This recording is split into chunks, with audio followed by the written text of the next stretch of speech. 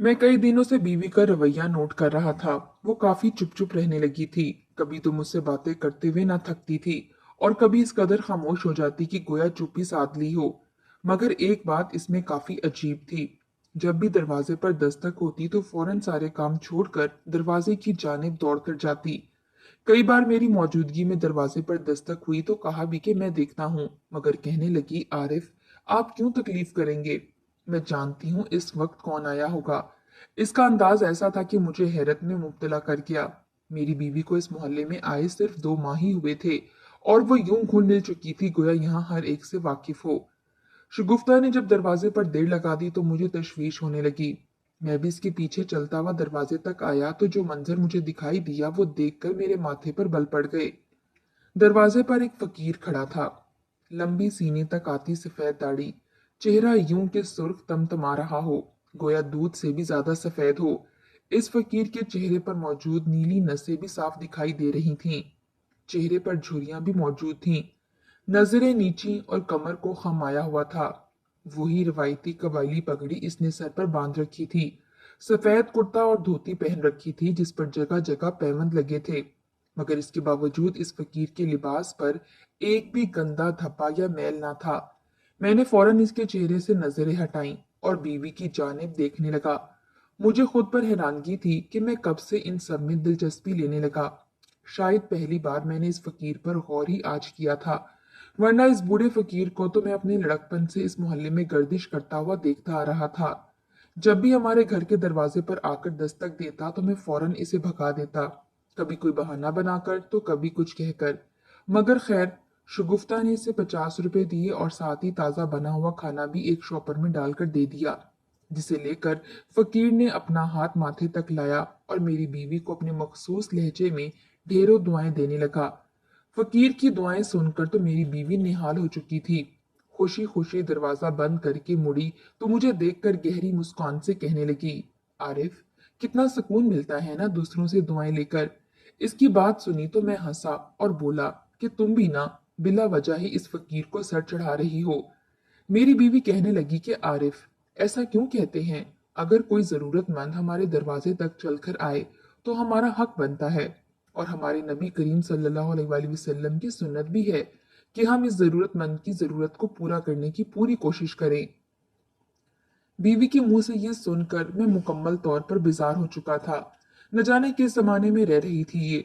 इस फकीर को देखकर ये समझ रही थी कि वो इसकी जरूरत पूरी कर रही है। हालांकि यही फकीर हकीकत में लाखों के मालिक होते हैं। भिखारी ऐसे ही तो होते हैं। 2 केस तो मैंने खुद सुन रखे थे, जिनमें एक फकीर 90 लाख का मालिक था। इसने ये सारी दौलत 20 साल भीख मांगकर इकट्ठी की थी। मगर बीवी पे तो अच्छा बनने का भूत सवार था। वो फकीर तो अब हमारे दरवाजे पर रोज ही आने लगा था। एक रोज मैं दफ्तर से जल्दी घर लौट आया तो क्या देखा कि मेरी बीवी गली में खड़ी इस फकीर से बातों में मशगूल है। ये देखकर मेरी तेवरी चढ़ गई। मैं गुस्से से बिफरता हुआ वहां तक आया और इस फकीर को धुतकार कर बोला कि दफा हो जाओ यहाँ से। आइंदा मेरे घर के बाहर नजर आए तो ऐसी जगह फिकवाऊंगा कि दोबारा किसी से मांगने के काबिल ही नहीं रहोगे। इस फकीर का चेहरा उस पल मजीद सुर्ख हुआ था, मगर वो बोला कुछ नहीं। इसने एक नजर मुझ पर डाली और किसी एजाज की तरह ये बात भी कबूल करता हुआ वहां से खामोशी से चला गया। मेरी बीवी हैरत से मेरी जानिब देख रही थी और फिर रूहानसी होकर बोली, आरिफ, आपने बाबा के साथ ऐसा क्यों किया? क्या आपने जरा भी खौफ खुदा मौजूद नहीं? खुदा के बंदों की मदद करें तो खुदा हमें और अता करता है, हमारे रिस्क में बरकत बढ़ जाती है। मगर आपने तो इनकी बेइज्जती ही कर दी।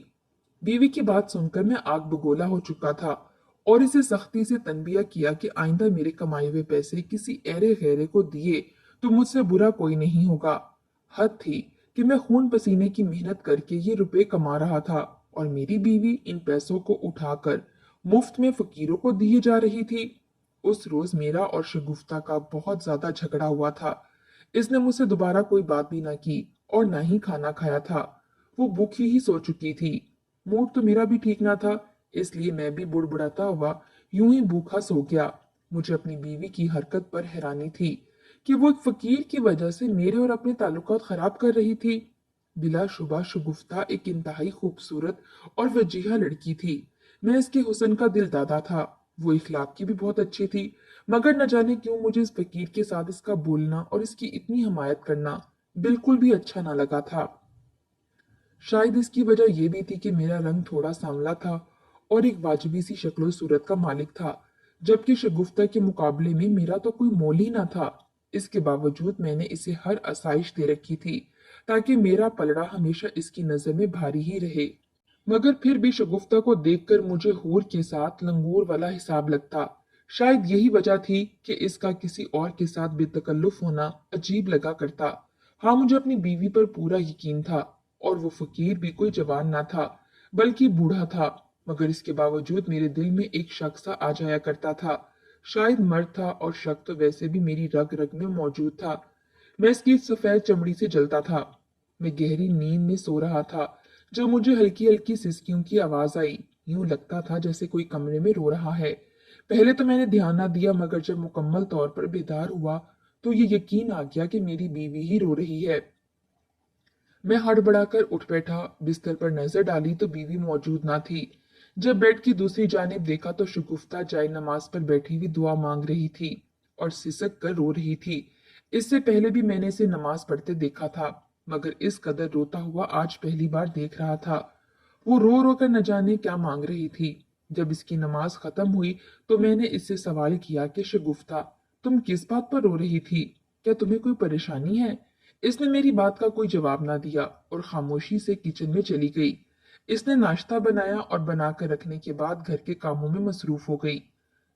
उसने रात को कुछ ना खाया था और अब नाश्ता सिर्फ मेरे लिए ही बनाया था। मुझे इसकी ये हरकत बेबस कर रही थी, मगर साथ ही जहन में कई वसवसे भी थे। एक गैर फकीर की वजह से मेरी बीवी मेरे साथ ऐसा रवैया रख रही थी। मैं इसका शौहर था, और क्या शौहर की मर्जी से ज्यादा इसे वो फकीर अजीज था। अगले कई रोज तक यूं ही चलता रहा और हमारे बीच आया ये तनाव कम ना हो सका।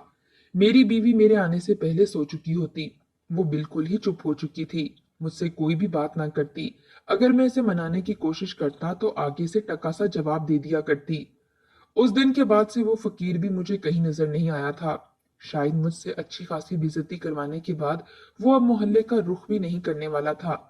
उस रोज जब मैं दफ्तर में गया तो बॉस ने मुझे एक फाइल लाने को कहा, मगर ये जानकर तो मुझे धचका सा लगा कि वो फाइल तो अभी तक मैंने मुकम्मल ही ना की थी। बॉस बार बार मुझे वो फाइल लाने का कह रहे थे, और मैं कोई ऐसा जवाब ढूंढ रहा था जिससे इनको टाल सकूं। आज तो वो भी काफी गुस्से में लग रहे थे। आखिरकार जो हकीकत थी वो मैंने बता दी कि बॉस, इस फाइल पर मैंने अभी काम नहीं किया। इतना सुनना था कि बॉस गुस्से में आ गए और गुस्से से बिफर कर मेरी बेइज्जती करना शुरू कर दी। तमाम एम्प्लॉयज और कुलीग तक बॉस की आवाज जा रही थी, और मैं शर्मिंदगी से सर झुकाए खड़ा इनकी बातें सुनकर बेइज्जती महसूस कर रहा था। आज तक मुझसे किसी ने इस लहजे में बात ना की थी जिस कदर गुस्से से और तजलील करते हुए बॉस ने मेरी बेइज्जती की थी। इतना बेइज्जत करने के बाद उन्होंने मुझे अपने दफ्तर से निकाल दिया और बोले कि आइंदा खबरदार यहाँ कदम भी रखा। उन्होंने इस माह की तनख्वाह मेरे मुंह पर मारी थी। वो पैसे मेरे मुंह पर आकर लगे थे और मैं बेबसी से देखता रह गया। मुझे शदीद गुस्सा आया था, मगर मैं उस वक्त सदमे से दो चार था। थोड़ी बहुत मगरूरियत और अना तो मुझ में भी थी। दिल ने कई बार कहा कि सर से माफी मांग लो और अपने किए पर शर्मिंदा होने का नाटक ही कर लूं, मगर दिमाग ने ऐसा करने की हामी न भरी। आखिरकार वो पैसे मैं लेते हुए घर चला आया। दिल में शदीद बोझ था। मेरी तो नौकरी जा चुकी थी। बैठे बिठाए ये कैसी मुसीबत मुझ पर आन पड़ी थी। मुझे याद आने लगा जब मैंने फकीर को गली में खड़े होकर बातें सुनाई थीं और इसे धुतकार कर कहा था कि दोबारा यहाँ नजर ना आना। मैंने फौरन सर झटक कर इस ख्याल को निकाला। दिल में एक बार फिर गरूर ने सर उठाया था और मैं तंजिया मुस्कुराहट से जाए बोला कि वो तो फकीर था, घर घर जाकर मांगने वाला एक भिखारी। भला इसका और मेरा क्या मुकाबला? वो तो एक वक्त का खाना भी दूसरों से मांग कर खाता था। अगर ये नौकरी चली गई थी तो क्या था? क्या शहर में और नौकरियां ना थीं? इस कंपनी से भी बड़ी बड़ी कंपनियां मौजूद थीं। मैं किसी न किसी में तो जॉब के लिए लग ही जाता। घर आया तो काफी परेशान था। मेरी बीवी ने मुझे परेशान देखा तो बिलाखिर अपनी नाराजगी तर्क करते हुए मुझसे पूछने लगी कि मसला क्या है। मैंने इसे बता दिया कि मेरी नौकरी चली गई है। बीवी ने जब सुना तो इसके चेहरे पर परेशानी दर आई और कहने लगी कि देखा आरिफ, कहा था ना आपसे कि फकीर के साथ ऐसा रवैया नहीं रखते। अगर हम दूसरों को देंगे तो अल्लाह हमें और अता करेगा। देख लें, आपने उस फकीर से हाथ खींचा तो अल्लाह ताला ने आपसे आपका रिस्क भी छीन लिया। बीवी को देखकर तो मैं हैरान हुआ था। कैसी औरत थी ये, जो इस मुश्किल वक्त में भी इस 2 टके के फकीर का जिक्र कर रही थी। इसने आज तक कभी मेरी तारीफ नहीं की थी और ना ही मेरी किसी अच्छाई का बोलबाला किया था। आज एक फकीर की खातिर ये मुझ पर तंज कर रही थी। शगुफ्ता की इस हरकत पर मैं मश्तल हो चुका था। हाथ में पकड़ा पानी का गिलास जोर से फर्श पर मारा और अगले ही पल शगुफ्ता का मुंह दबोच लिया। वो तो सकते में आ चुकी थी और खुद को मुझसे छुड़वाने लगी। मैं इसका चेहरा दबोच कर बोला कि तुम्हारा शोहर मैं हूं या वो फकीर? जब देखो फकीर फकीर की रट लगा रखी है।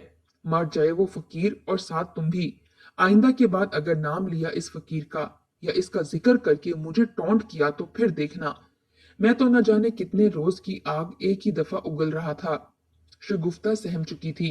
इसकी आंखों में आंसू आ चुके थे, जो मुझे देखकर बामुश्किल बोली कि मुझे इस पल आपसे घिन आ रही है। कैसी गलीज सोच के मालिक हैं आप। अगर मुझे इल्म होता आपकी सोच का तो मैं कभी भी आपसे शादी ना करती। आपकी सोच पस्त है, दकियानूसी मर्दों जैसी, जिनकी नजर में मर्द और औरत का सिर्फ एक ही रिश्ता होता है। बीवी के मुंह से जब ये सुना तो मेरे वजूद को झटका सा लगा था। मेरी बीवी तो मुझे ही आईना दिखा चुकी थी। शायद मैं कुछ ज्यादा ही मश्तल हो चुका था। एक तो नौकरी का सदमा था और दूसरा वो फकीर जो मेरे असाब पर सवार हो चुका था। मैंने उस पल तो बीवी से कुछ ना कहा, मगर बाद में इससे माफी जरूर मांगी थी। कई रोज तक मैं नौकरी की तलाश में पूरे शहर की खाक छानता रहा, मगर हर जगह इंटरव्यू देने के बाद कोई भी मुझे नौकरी के लिए नहीं बुला रहा था। मैं बहुत परेशान हो चुका था, क्योंकि खर्चा बढ़ते ही चले जा रहे थे और जमा पूंजी बेहद कम रह चुकी थी। कुछ रोज गुजरे तो मुझे एक नौकरी मिल ही गई। मैं बहुत खुश था। उस रोज बीवी के लिए बहुत सी चीजें लाया। मैं जानता था वो परेशान होगी। वो काफी रोज से काफी बेचैन सी दिखाई दे रही थी। मैं इसकी पसंदीदा मिठाई लेकर जब घर पहुंचा तो मुझे वो चौंका चुकी थी, क्योंकि मेरी बीवी तो मेरे बताने से पहले ही इंतहाई खुशगवार मूड में लग रही थी। इसके चेहरे पर अजीब सा सुकून और मुस्कुराहट थी। मुझे देखकर वो बड़े ही प्यार से मुझसे बातें करने लगी और मुझसे मेरी नौकरी का पूछने लगी। जब मैंने इसे बताया कि मेरी नौकरी लग गई है और एक अच्छी बड़ी कंपनी में लगी है, तो वो मुस्कुराई। यूं लगता था जैसे मेरी नौकरी लगने का इसे पहले से ही इल्म था। बीवी खुशी से चहककर बोली कि मुझे तो पहले ही पता था आपकी नौकरी लग जाएगी। इसका अंदाज अजीब था। मैंने इसे सवाल किया, पर तुम्हें किसने बताया? तो वो फौरन चटपटाकर आसपास तकने लगी और बोली कि मैंने आपके लिए बहुत दुआ की थी। शुक्राने के नफल भी अब जाकर पढ़ूंगी कि आपको नौकरी मिल गई। मैंने बीवी की बात पर ज्यादा ध्यान न दिया और अपना सारा ध्यान इस नई नौकरी की जानिब लगाने लगा। मैं वहां पर पूरी तरह काम में मसरूफ हो चुका था और घर बीवी पर भी ध्यान देना छोड़ दिया था। हमारे हालात एक बार फिर से बेहतर होने लगे थे। एक रोज दफ्तर से छुट्टी थी तो घर था। बीवी को कहा कि खाना बनाओ। इसने मेरी पसंद का खाना बनाया तो मुझे देखकर हैरत हुई कि वो खाना मामूल से ज्यादा बना था। इतना ज्यादा खाना देखकर मैंने बीवी से कहा कि तुमने हम 2 अफराद के लिए इतना खाना क्यों बनाया है? तो बीवी नजरें फेर कर कहने लगी कि आरिफ, मैं तो रोज ही इतना खाना बनाती हूँ। आपकी पसंद का खाना है, इसलिए मैंने ज्यादा बनाया। मैंने बीवी की बात पर इत्तेफाक कर लिया, मगर कुछ देर बाद जब किचन में आया तो ये देखकर हैरानगी हुई कि वो सारा खाना किचन से गायब हो चुका था। सिर्फ इतना ही खाना बचा था जो हम दोनों को पूरा हो सके। मुझे ठीक से याद था कि मैंने बिरयानी और पाई का सालन ज्यादा मिकदार में देखा था, जबकि अब तो वो सिर्फ 2 लोगों के खाने पर मुश्तमिल था। मैंने बीवी से कोई सवाल ना किया। हो सकता था ये मेरी ही गलत फहमी हो। इस मोहल्ले में मेरा एक दोस्त भी रहा करता था, जिनके साथ हमसाये का रिश्ता होने के साथ साथ दोस्ती का रिश्ता भी बन चुका था। वो इसलिए क्योंकि मुझे ये नौकरी लगवाने में इसने भी मेरी बहुत मदद की थी और इस तरह मेरा इसके साथ बोलचाल काफी हद तक बढ़ चुका था। मैं एक रोज दफ्तर में मसरूफ था जब मुझे कॉल आई। पहले तो मैंने कॉल काट दी, मगर जब दोबारा कॉल आई तो उसी शख्स की थी। मोबाइल उठाया तो वो कहने लगा, यार तुम अगर बुरा ना मानो तो मैं तुमसे एक बात कहूं। मैंने कहा कि बिला झिझक कहो। तो वो कहने लगा कि ये तुम्हारी बीवी हर वक्त गलियों में ही क्यों घूमती रहती है? इसकी बात सुनकर मुझे धचका सा लगा था। आखिर इसके कहने का मकसद क्या था? मैंने सख्त लहजे में कहा कि तुम्हारे कहने का मतलब क्या है? वो किसी काम से घर से निकली होगी तो वो कहने लगा, अगर काम तक बात होती तो खैर थी। मैं बीमारी की वजह से पिछले 1 हफ्ते से घर में मौजूद हूँ और मेरी छत की खिड़की गली में खुलती है। एक एक चीज पर मेरी नजर होती है। मैं पिछले 1 हफ्ते से देख रहा हूँ कि तुम्हारी बीवी इस गली से रोज चादर करके चली जाती है और फिर तुम्हारे आने से कुछ देर पहले ही घर वापस आ जाया करती है।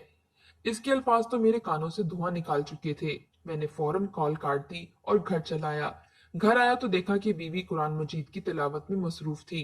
मुझे देखकर परेशानी से कहने लगी कि आरिफ, खैरियत तो है? ये तो आपकी नौकरी का वक्त है, आप इस वक्त घर कैसे वापस आ गए?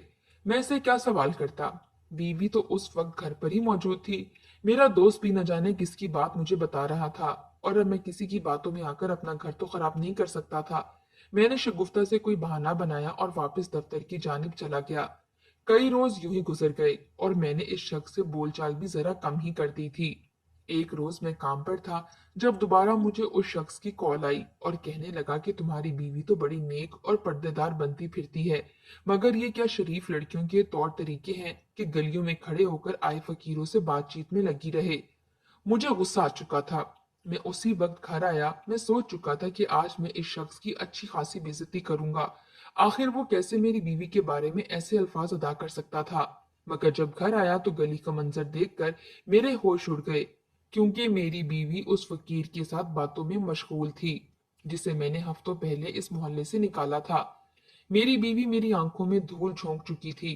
मैं दिल ही दिल में एक फैसला भी कर चुका था कि फकीर को अब सबक जरूर सिखाऊंगा। मैं कुछ देर बाद घर आया तो बीवी से कहा कि तुम काफी माह से मैके चक्कर नहीं लगा कर आई। मैं तुम्हें मैके छोड़ाता हूँ। मुझे भी दफ्तर से छुट्टियां हो रही हैं। मैं भी तुम्हारे साथ 1 हफ्ते मैके में रहूंगा। बीवी खुश हो गई और मैं भी खुश था। उसी रोज बीवी की माँ के घर छोड़ आया और अगले रोज जब वो फकीर घर आया तो मैं इसे घर के अंदर लाया और स्टोर रूम में ले जाकर बिठाया और खुद खाना लाने का बहाना बनाकर बाहर चला गया।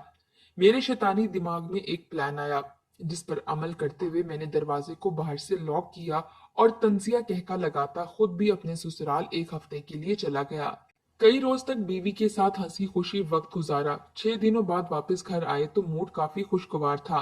इस बीच में बिल्कुल भी भूल चुका था कि फकीर को घर बंद करके गया हूँ।